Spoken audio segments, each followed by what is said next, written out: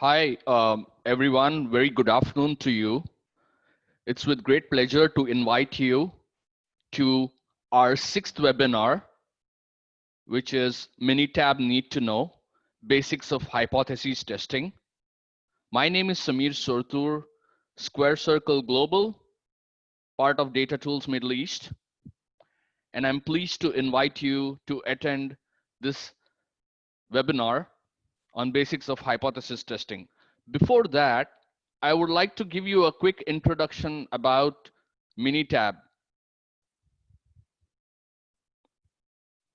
Minitab is the world leader in analytics. It's a solution analytics company where they have a range of products. The most popular of them is Minitab Statistical Software. We are at version 19, and they've created a stream of products to suit the entire analytics of a corporation, of an organization. So we have Companion by Minitab, which actually does amazing project management. It's a project management tool for capturing and monitoring Six Sigma projects. Minitab Workspace, which is a drop-down version of Minitab Companion. And it's Workspace is for desktop, while as Companion is for the web. We have a really well-articulated tool called Quality Trainer, which focuses on e-learning and learning about statistics and online training of Minitab, and then into machine learning and predictive analytics, which a company Minitab acquired about a couple of years ago, which is into machine learning and predictive analytics called SPM.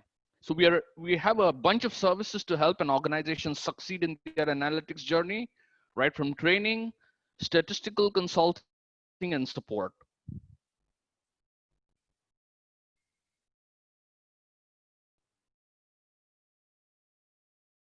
Next slide, please. We work with a variety of clients across the Middle East region and globally. And I am very pleased to mention some of the clients here, some of the very large enterprises which we work with. And I am very happy to introduce our chief data scientist, Vineet, today. Vineet, over to you to conduct the presentation. Thank you very much. Thank you, Samir. Welcome everyone. Welcome to this webinar on hypothesis testing. So this webinar is a series of webinar which we are conducting every month. So till now we have done 5 webinars, and till now what we have learned, this slide just summarizes that. So first we learned about how to import data in Minitab, how to do the first pass analysis, how to do some calculating key statistics using graphical summary or descriptive statistics, how you can make macros in Minitab and reduce some of your redundant tasks. And in the last webinar, we learned about normal distribution. So this is what we learned in our previous webinars.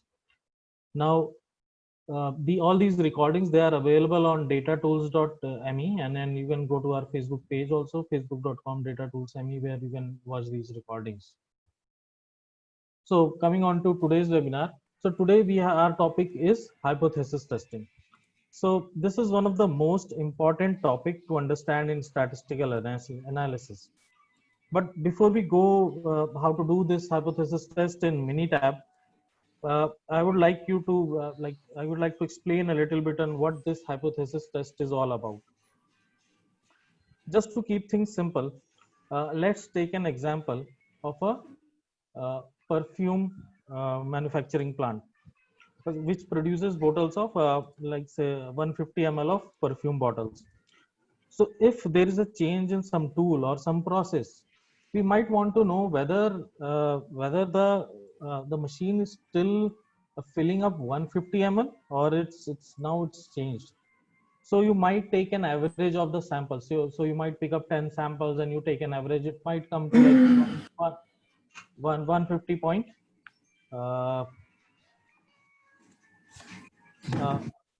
There is some noise. Can you please mute yourself? Yeah, thank you. So so you might want to check that whether your production machine is still filling 150 cc or not. Another example could be, so there could be two hospitals, A and B, and, we randomly selected some patients and we asked them to rate this hospital service from like 0 to 100. So which hospital is doing better? So the easiest way you might think is that you take an average of these ratings and say that the average of, for example, A is more than the B. So A is better than B.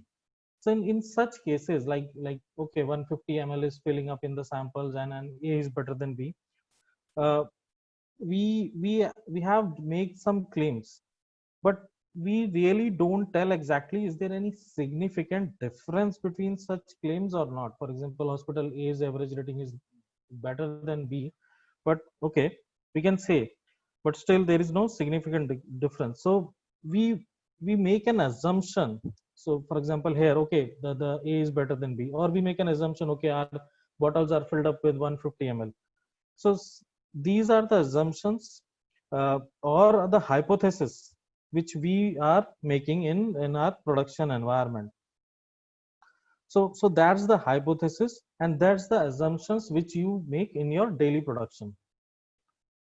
So what is hypothesis testing? Hypothesis is a claim that is we want to test in such cases. So when we talk about hypothesis test, there is always two kinds of test. So the one is the null hypothesis, which is the default situation or the current situation. So for example, in our perfume bottle example, we will say that the yes, still our bottles are filled up with 150 ml, or this is the currently accepted position. And then there is a alternate hypothesis. We say no, our bottles are not filled up. Or in the second case, when there were two hospitals, we will say yes, both the hospitals have the same rating, or the average ratings are kind of similar. But whether they, or the alternate hypothesis, no, their ratings are different. There is a significant difference in the significance in the service which is provided by the hospitals. So null hypothesis is that usually states that population parameter, which the population parameters is something like mean, which we have taken in our hospital example. This is equal to a specific value. For example, in the perfume bottle case, we say that the mean of the samples is equal to the 150 ml or the population mean. This will be our null hypothesis. Yes, we always and it is denoted by H naught. Here you can see H naught. So null hypothesis is always denoted by H naught. And then there is a alternate hypothesis which says that no, there is a change in the process, or the mean has been changed from the because of any process variation. So which is denoted by HA, or we call it alternate hypothesis. Now these assumptions you have checked based on some samples. Okay, so these assumptions are based on some samples, and you draw those samples from the machine, or you have drawn these samples from, like here in this case, from some patients. You ask them to rate the hospitals. So based on that, you wanted to make a judgment whether things have changed or not, and that's when this hypothesis testing comes into picture. Okay, so as now you are making this assumption, as I said, on based on samples, you cannot be 100% sure. So as we learned in our previous webinar, when we learned about normality and the normal test, so what we do, we compare the point estimates, which is like a mean, and to get a better picture and the sense of this true population, the overall population, we use what we call as a confidence interval, or the level of confidence. So if you want to understand more on that, you might want to take a look at the previous webinar. So these confidence levels are like 90%, 95%, or like 99%. And then we define level of significance on 1.1 minus this. So usually we give it as 0.10 or 0.05. So whenever we do a hypothesis test, or we want to check whether our results are significant or not, we do it through a p-value. Again, you have to take a look into our previous webinars. So that p-value is uh, greater than or less than this the confidence, this is the level of significance or not. So you set up this confidence level. You test your hypothesis, and various tests, most probably Z test or T test, which you will be doing. So if you know the population deviation, then you might go for Z, otherwise you go for T test. So today we will be covering sorry today we will be covering the null and the alternate hypothesis, and then we will be going with one sample T test and two sample T test. So let's go and then focus on the first one, one sample t-test. So let's take an industrial scenario which we just discussed. In this industrial scenario, uh, the manufacturing company is producing a perfume bottle which is 150 cc. So our null hypothesis is, and just to give you an example, that this perfume is kind of costly. So the manufacturer doesn't want to put extra perfume into any of the bottles, or even less, because yeah, you have promised like 150 cc. So we want 150 cc in each and every bottle, nothing more and nothing less. Now in this case, for example, a process changes and one of your workers or manager or a supervisor comes in and say that now after this maintenance of the machine, we are not filling 150 cc. Now this is something like a challenge, and this is something which you want to test. So in this case, when we say that so we might take an sample of like 10 samples from the machine, and we take a let's and we take a mean of those samples. So let's say the samples came as 149. So we might say, okay, without any test, we might say, okay, these are very close. 149 is very close to 150. So, okay, yeah, we are feeling almost equal to what we want. Or the mean might come as 151. But what happens is, if this difference comes a little large, for example, if it comes as 160 cc, what you will do? So here things become very interesting, because there is no line as such. If you are just going by your gut that we are feeling equal, uh, there could be an issue. So what we do, we usually take the mean of the samples.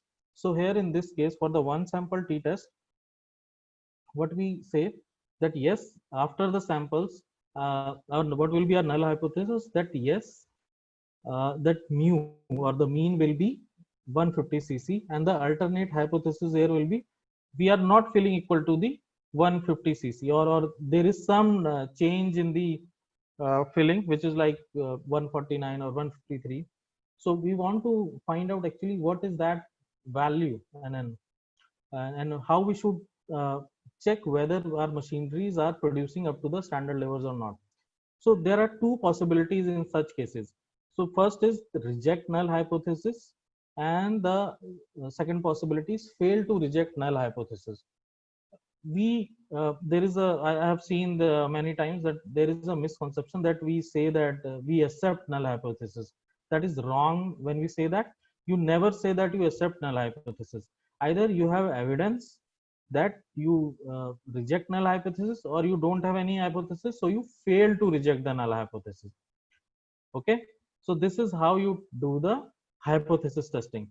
So coming on to the example, let's go to our Minitab screen, and we will do a one sample t-test in Minitab.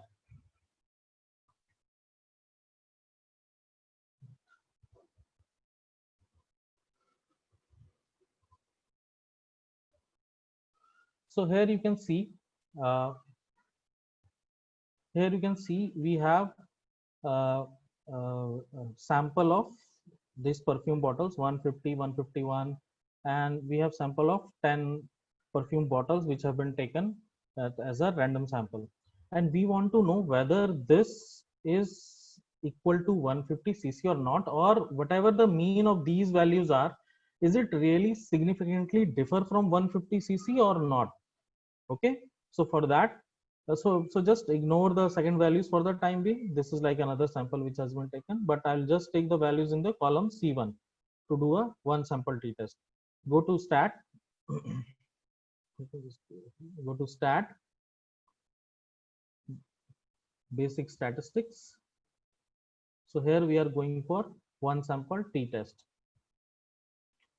So we have one or more samples in just one column. Here we will take C1, we want to perform hypothesis test. And what is our hypothesis? Hypothesized mean we are saying is it equal to 150 cc or not. So this is what we want to test. So let's go to option. We have a confidence level which is set to 95%, and then there is a alternative hypothesis. Now this alternative hypothesis is like mean is not equal to the hypothesized mean. So whatever mean it is not equal to the hypothesized mean, and we will just do it like here. So here you can see we have some statistics which is generated by the tool. So the mean of this data is 151.8. So how should we know whether we should reject this sample? We have a deviation in the process, and whether we should be incorporating this or not, whether we should make some changes so that our process is going up to the mark or not. So this is the 95% confidence interval, which is like 149 to 0.8982 to 153.702. So what we do, we can do a t value check also on a t critical value, and then most probably most of the time what we do, we look at the p value. So here in this case, for a 95% confident level, we compare this value to 0.05. So this is like 0.06, which is higher than 0.05. So we say that the null hypothesis will remain. So because the p value is greater than 0.05, the null hypothesis remain, and we fail to reject null hypothesis. That means yes, the machine is still producing mean which is equal to 150 cc. So this is how you test for a one sample t test. So in this case, the answer is yes, our machines are still good. They are producing perfume bottles equivalent to 150 cc. We are not able to reject the null hypothesis. If in case this value comes out to be 0.003 and it will be less than that, then we must reject the null. And in that case, yes, we will say that okay, our machinery is producing something different from 150 cc of the mean. So this is how you do one sample t test. So let's move on back to this. So now in the second case, so now in this case, we had a two sample t test. So here in this case, we are comparing two groups of information. Earlier we had just one group of information, and we were comparing it to one standard value, which was 150 cc. But here what is happening, there is two groups of information. There are two hospitals which are rated by patients like A and B. So in this case, let me just go to my Minitab again. Wait, sorry.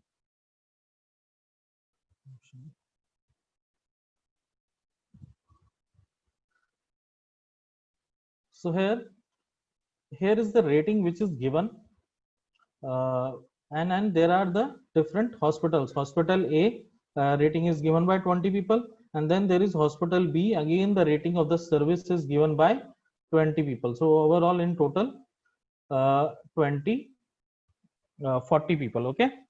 So now in when we do a two sample t test, it is necessary we have to go through three steps. The first one is we have to check the normality of the data, whether our data is following is normal or not.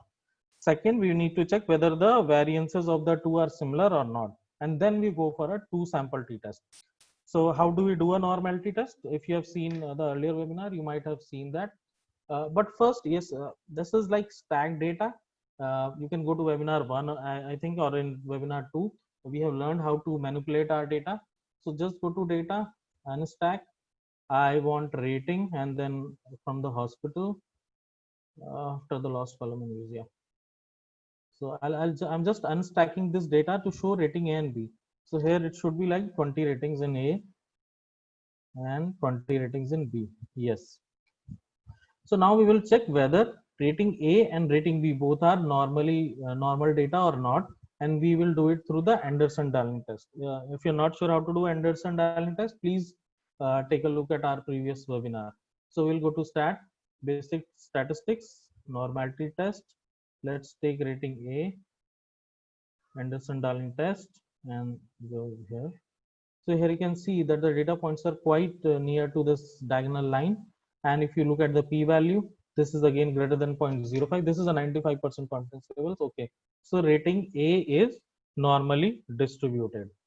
Let's do the same for uh, rating B, whether it is normally distributed or not. So here you can see, yes, it's a little bit more deviated from that line, but again 0.19. So which is again greater than 0.05. The p-value is 0.19, which is greater than 0.05. So this rating B is also normally distributed. Now we can go for a two sample t-test in which we will compare whether these two means are significantly different or not. So for example, if you, so what we can say that there are, if you take an average of the rating, so for example rating of A comes at 20 and rating of B comes as 21. Sorry, the mean of A comes as 20 and the mean of hospital B comes at 21. So whether there is a difference between 20 and 21 or not, so this is what we are trying to check here. So let's go to statistics, two sample t-test. So here I'm just using the first column. Both samples are in one column. Samples are in rating and the samples IDs are in hospital. So I'll go to options. Here I can see again. Now see, the difference is sample 1 minus sample 2. So this is what we are testing here in hypothesis test, whether there is a difference in the means or not in sample 1 mean and sample 2 mean. So we have a confidence level of 95%. Again, the hypothesized difference is 0. Alternate hypothesis is this. And here again, as we assuming equal variances. Okay, so we just wanted to do one more test on rating A and B, which is the step 2, that whether they have equal variances or not. So just go to stat ANOVA, test for equal variances. We'll check here for rating A and B, and let's do okay. So here again, this is the F method testing, and if you look at this value, the p-value is 0.07, again greater than 0.05. So we will say that there is both the ratings have equal variances. And once we have tested that yes, both the data points have normal distributed, both have equal variances, now we can go for two sample t-test. So go to basic statistics, two sample t-test. Here I'm saying both the samples are in one column, rating, and then hospital. And options, yeah, this is already ticked in. Sometimes it is not ticked, so you need to have assume equal variances. Okay, and then fine.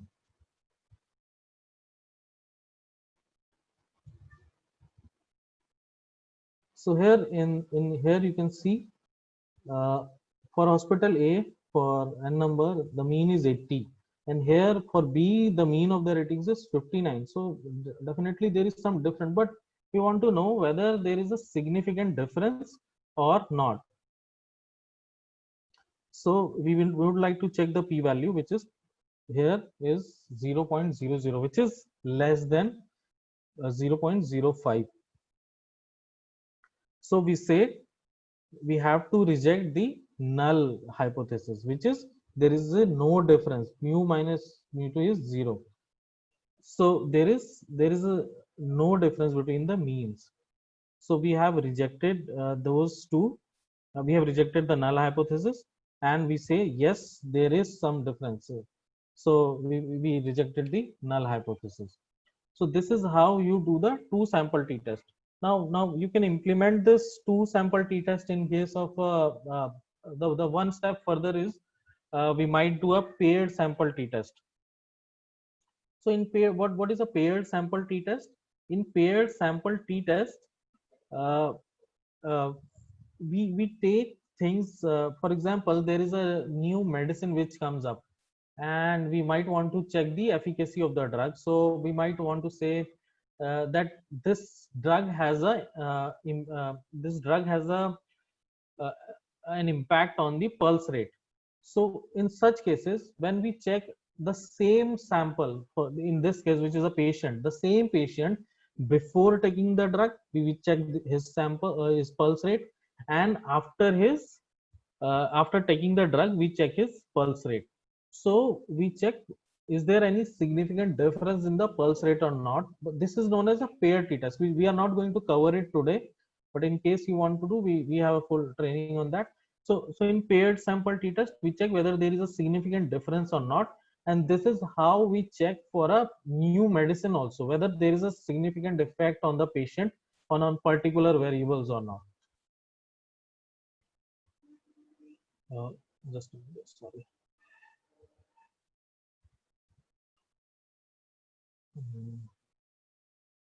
So this is what we like in brief I wanted to share with you today about hypothesis test.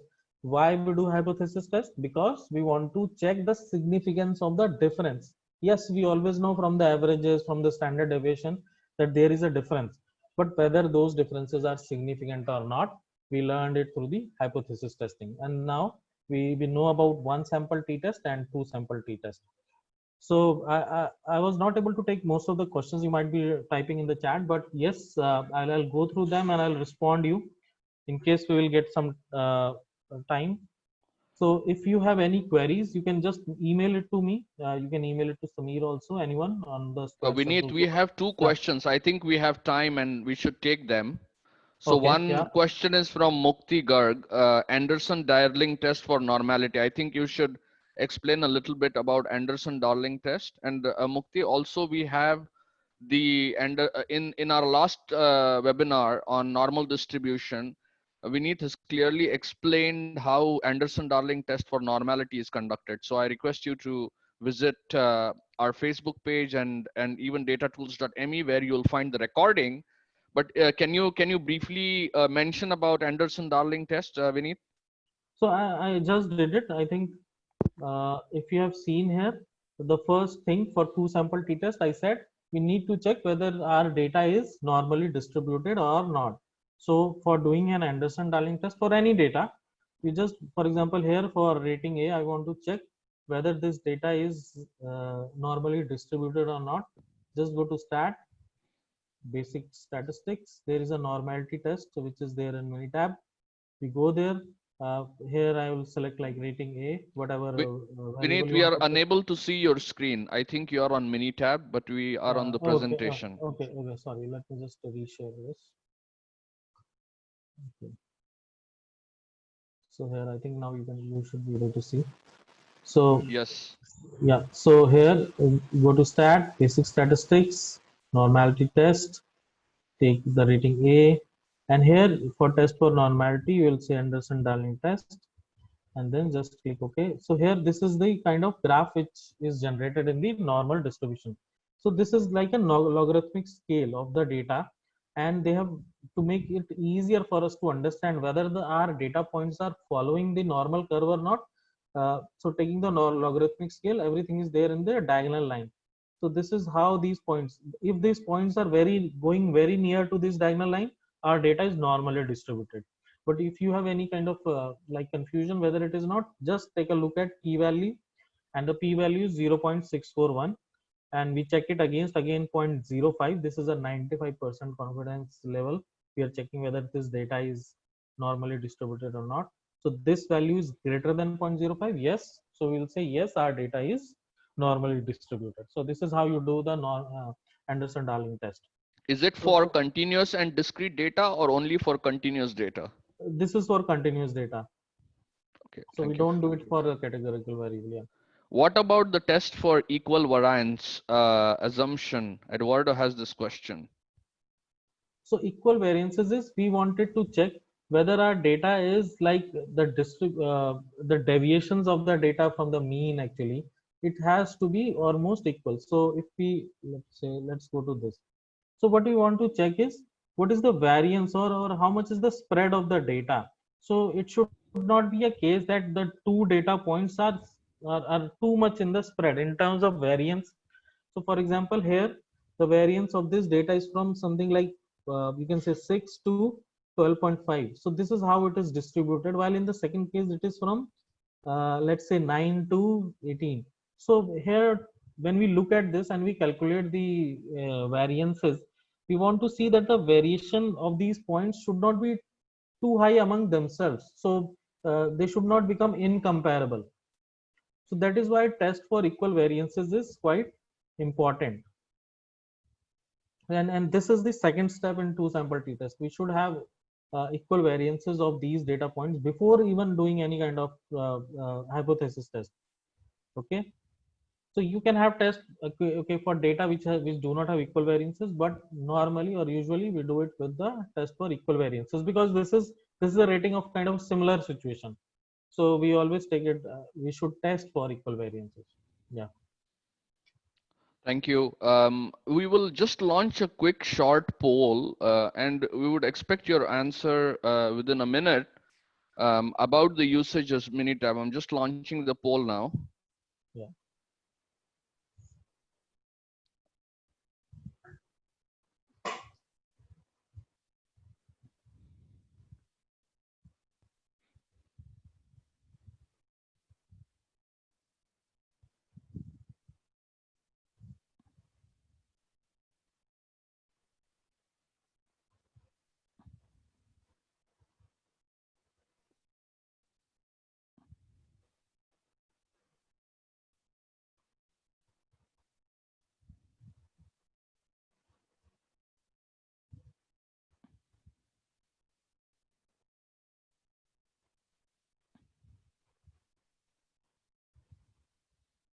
We'll allow the poll to finish in a minute, another 15 seconds.